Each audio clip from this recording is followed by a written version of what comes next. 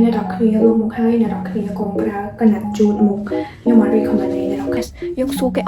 món được dùng vô lôi đặt tinh dùng một ra đây luôn spike một dùng tập này nó sau nó dùng một toàn chạy dùng một chuột luôn nhưng tôi ta dùng bị lật ra bên vía và dùng ở chỗ thế cứ dùng ra khó hay một chân cà rô làm lần này sure your face is clean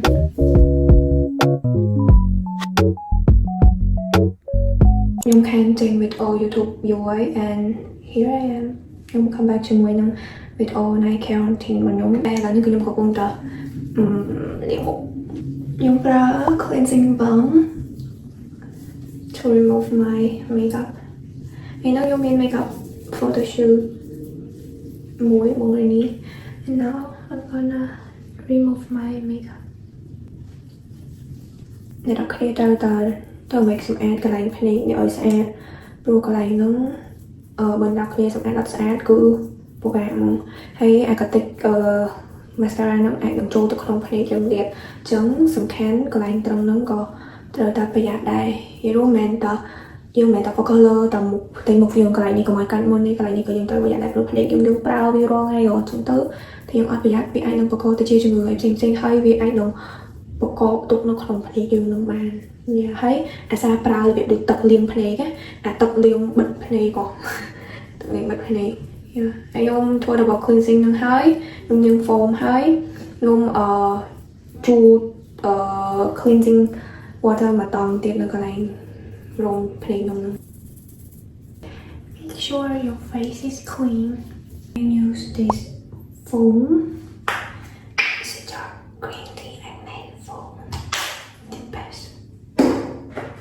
em phải muối ấy hay có một lần một tiệm maybe I need more light here mình thấy một nhung ở phơi sao việc phơi tại cái ngày hay sáng phơi để lửa chỗ như nhung vô sườn ASMR also because I don't want to put any background music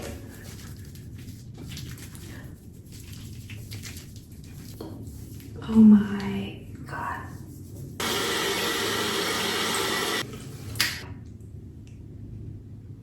tập nhạc ngon hỏi và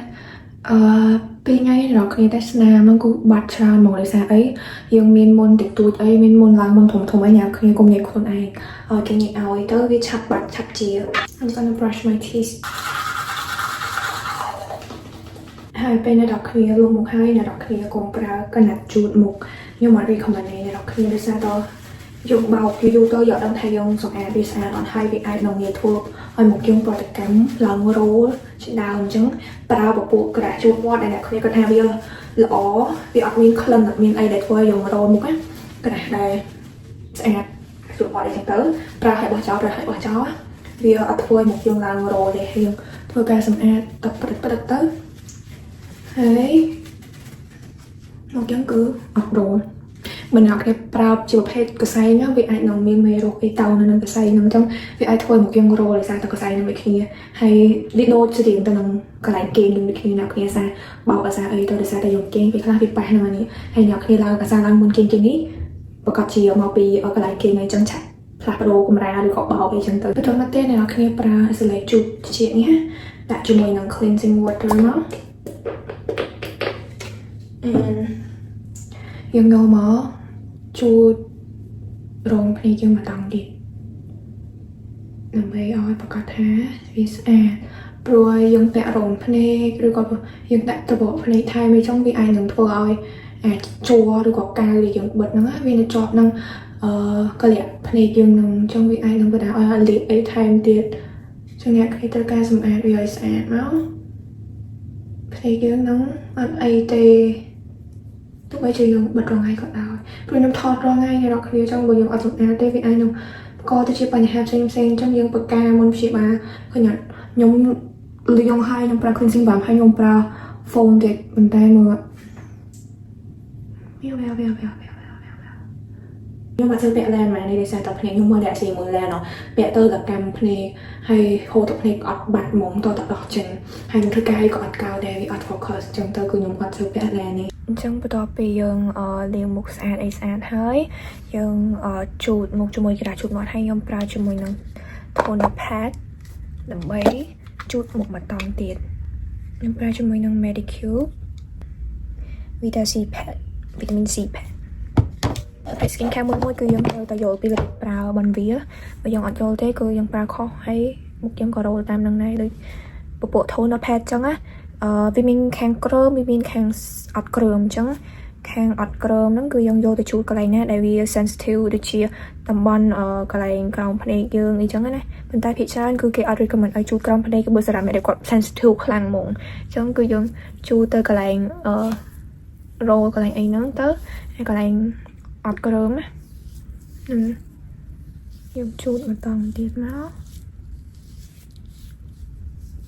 តបមកយើងប្រវាយខាងគ្រើមហ្នឹងយើងជូតឲ្យកន្លែងចំអុះយើងនេះព្រោះកន្លែងចំអុះយើងនេះវាសម្បូរទៅដោយធូលីដីកាន់នៅនឹងហើយអ្នកខ្លះគាត់មានខ្លាញ់នៅនឹងទៀតទៅអាចនឹង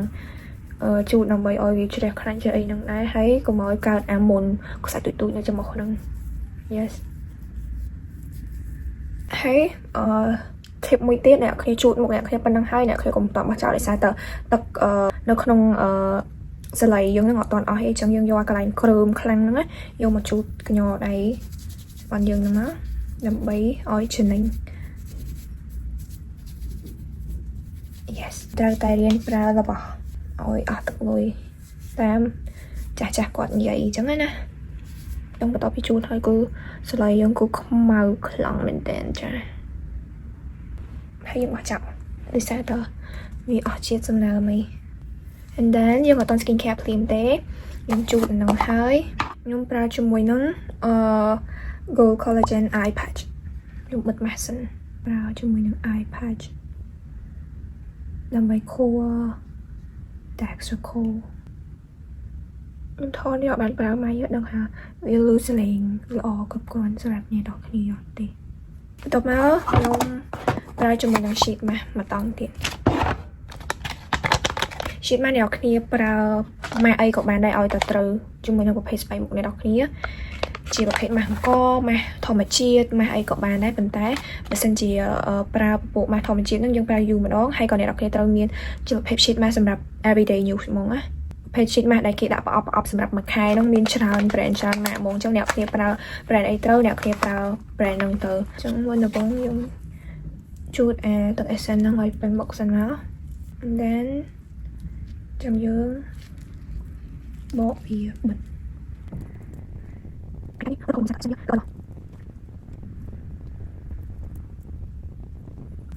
យបន្តមកទៀតអានេះយើងទឹកដែលនៅសល់ហ្នឹងយើងកុំតន់ចាក់យកមកជូតខ្លួន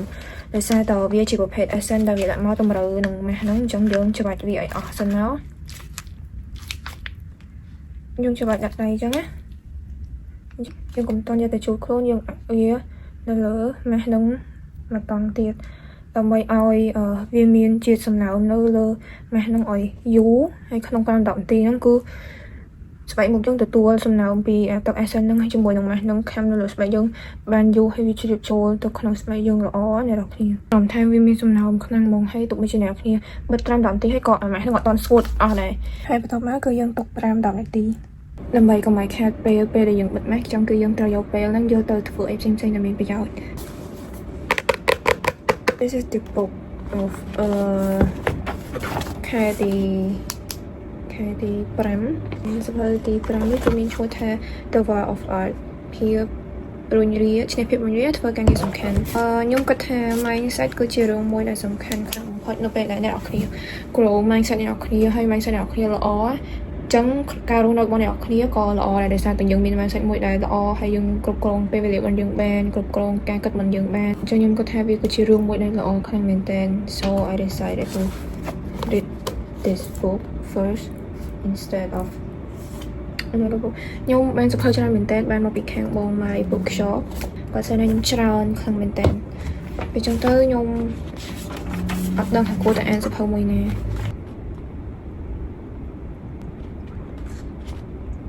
ចឹងឥឡូវយើងទុកគ្រប់5-10នាទីហើយខ្ញុំធ្វើការបកចេញចឹងទៅពេលដែលបកហើយគឺមុខយើងនៅសល់ទឹក essence ច្រើននៅលើមុខយើងច្រើនហើយសំខាន់នៅក្នុងនេះក៏នៅមានទឹក essence ច្រើនទៀតហើយចឹងអ្នកគ្នាអាចយកអាហ្នឹងយកមកជូតខ្លួនយើងបាន yes ខ្ញុំធ្វើការតបទឹក essence នេះដើម្បីឲ្យវាចូលមុខយើង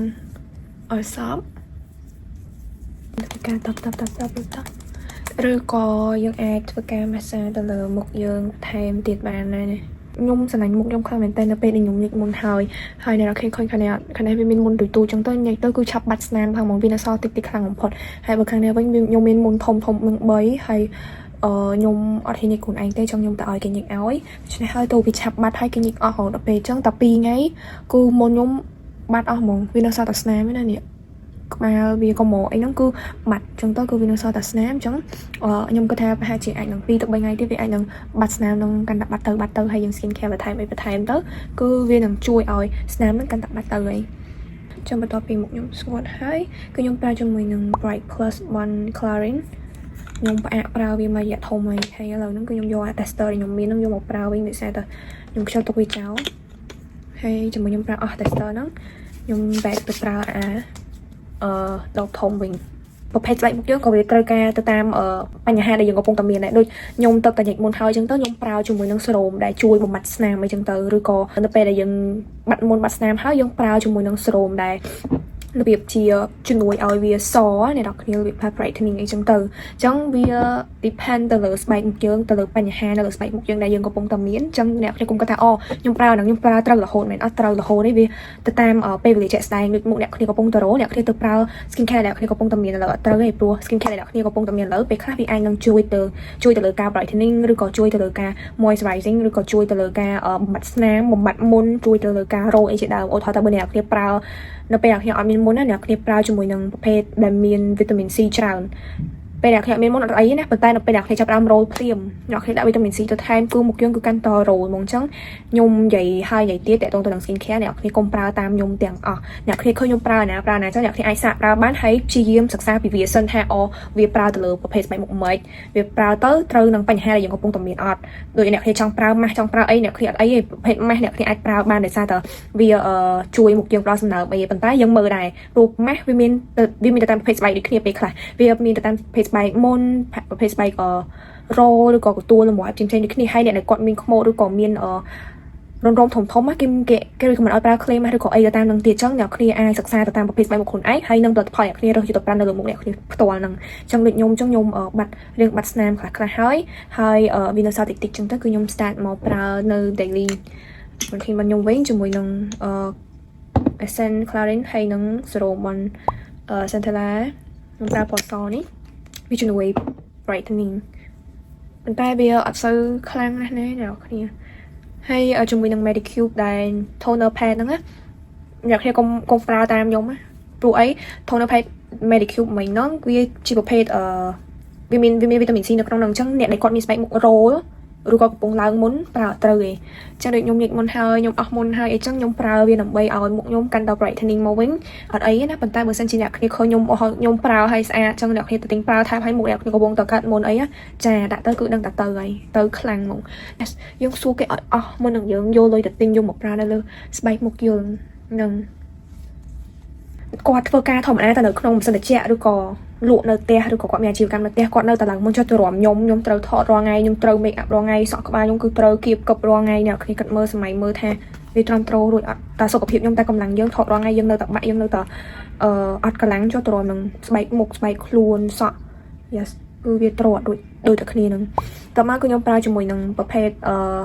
eye cream នេះគឺខ្ញុំជ្រើសរើសជាមួយនឹង origin ដោយសារតែភ្នែកខ្ញុំ sensitive ខាងក្រោមនឹងខ្លាំងនៅពេលដែលខ្ញុំអស់កម្លាំងនៅពេលដែលខ្ញុំខ្សោយនៅពេលដែលខ្ញុំធ្វើការច្រើនខ្ញុំហត់ភ្នែកខាងក្រោមកំវង់ភ្នែកខ្ញុំហ្នឹងគឺខ្សោយខ្លាំងបំផុតដាក់អីមិនស្រួលហ្នឹងគឺ roll ហើយវាមិន roll វាដូចកាហាយហ្នឹងអ្នកគ្នាវាកាហាយហើយវាពិបាកទ្រាំហ្មងហ្នឹងអញ្ចឹងខ្ញុំជ្រើសរើសយក origin ហ្នឹងគឺជាប្រភេទ skin care មួយដែលខ្ញុំ recommend ខ្លាំងមែនទែនសម្រាប់អ្នកដែលគាត់មានស្បែកមុខ sensitive ខ្លាំងអ្នកគ្នាប្រើទឹកតប់បានវាត្រូវហ្មងហើយទឹកតប់ហើយជាមួយនឹង skin care one origin ណាអ្នកគ្នាអាចសាកប្រើបានចឹងខ្ញុំដោយសារតភ្នែកខ្ញុំ sensitive ខ្លាំងចឹងខ្ញុំជ្រើសមកប្រើជាមួយនឹង eye cream one origin ហ្នឹងព្រោះខ្ញុំសាកច្រើន eye cream គឺខ្ញុំសាកច្រើនខ្លាំងមែនតើប៉ុន្តែនៅពេលដែលខ្ញុំដាក់ហើយគឺកាហាយខ្ញុំអត់ងាយប្រើរបស់ណាត្រូវនៅក្រោមភ្នែកខ្ញុំមកតែនៅពេលដែលខ្ញុំសាកប្រើ origin នេះគឺវាត្រូវសម្រាប់ភ្នែក sensitive របស់ខ្ញុំហ្នឹងហ្មងហើយបន្ទាប់មកខ្ញុំប្រើជាមួយនឹងCentella cream ពណ៌សដូចគ្នាខ្ញុំអត់សូវស្គាល់ពីប្រភេទ Centella នេះច្រើនទេតែខ្ញុំឃើញគេ recommend ឲ្យខ្ញុំប្រើអាហ្នឹងទៅហើយខ្ញុំឃើញ vì mìnhតាមពណ៌vì mìnhពណ៌ទៅតាមប្រភេទស្បែកអ្នកនរគ្នាទៀតចឹងអ្នកដែលគាត់មានរំរោមធំអីចឹងទៅគាត់អាចប្រើជាមួយនឹង Centella ពណ៌កាឈុកឬក៏ oily skin ប្រើជាមួយនឹងCentella ពណ៌ទឹកតែអីចឹងណានឹងអ្នកគ្នាពេលអ្នកគ្នាទិញអ្នកលក់អ្នកគ្នាសួរអ្នកលក់មកអ្នកគ្នាសួរទៅដោយសារតែយើងយកលុយទៅទិញគេចឹងយើងសួរគេអស់យើងម៉ាសាយើងធ្វើចន្ទទៅលើស្បែកចឹងទៅវាចូលស្បែកមុខយើងអស់ហ្មងណាហើយងើបពីដេកមកអូយអ្នកគ្នាស្បែកមុខយើងគឺដូច baby ចឹងវាគួរឲ្យចង់ប៉ះគួរឲ្យចង់ស្ទាបណាហើយមុខយើងគឺ stay glowy ចាញ់ចាំងទោះបីជាយើងមានមុនតិចក៏មុខយើងនៅតែមានអារម្មណ៍ថា glow glass skin អីចឹងណាចឹងបន្ទាប់ពីខ្ញុំប្រើជាមួយនឹង cream ហើយខ្ញុំប្រើជាមួយនឹង sleeping mask របស់ខ្ញុំមកតង់ទៀត sleeping mask នេះទិញប្រើមួយជាតិហ្មងអត់ងាយអស់ហើយចឹងអ្នកនរគ្នាទិញ original ប្រើទៅកុំទិញប្រយ័ត្នប៉ះ fake ខ្ញុំប្រាប់ឲ្យហើយប្រយ័ត្នប៉ះ fake ចឹងយើងធ្វើការលាបទៅលើវេមាត់យើងទៅគឺធ្វើឲ្យវេមាត់យើងថ្លមហើយរបៀបវាមានសំណើមពេញមកយកទល់ព្រឹកហ្មងណាវាអត់បាក់ប្រេះមាត់ហើយអត់ងាយប្រេះអត់ងាយអីចឹងវាធ្វើឲ្យមាត់យើងស្អាតហើយវាមានសំណើមគ្រប់ពេលតែម្ដងចឹង yes នេះគឺជាវីដេអូ night care routine របស់ខ្ញុំ yes មើលស្បែកមុខខ្ញុំបាន still glowy